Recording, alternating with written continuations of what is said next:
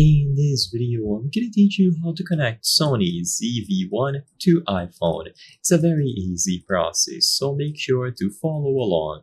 Regardless of which iPhone model you have, you can easily set up and use your ZV1 in conjunction with it. This will also work for other Sony camera models, but of course I'm going to be talking specifically about the ZV1 in this video. But feel free to follow along even if you have different models. So to get this connection started, first download the Imaging Edge mobile application on your iPhone. You can find this app available for free on the App Store, and it is what allows you to remotely control your camera. You can also access the storage, see all of the photos, and so on. So once you have Imaging Edge mobile downloaded, you will see the option to connect cameras here. For now, leave this be, and now on the camera itself, go over to the settings and choose the network tab, the one that has this little globe icon. On the first page of the network tab, you will find various different options that are useful to set up your smartphone. So you can choose control a smartphone or send to smartphone function. Both will do essentially the same option or the same things.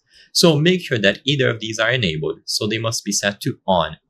Once you are ready to connect, choose the option underneath the toggle, so you will find connection alongside this little smartphone icon. If you choose this, you will see Wi-Fi standby, and eventually you will be given a QR code. As you can see according to the description, operate the smartphone to scan the QR code with Imaging Edge Mobile. So now that you have the application downloaded and good to go, you can choose the option to scan NFC or QR code of the camera. Point your camera to this QR code, and this will allow the connection to be established wirelessly. So now your Sony ZV1 will be connected to your smartphone and you will be able to control it wirelessly.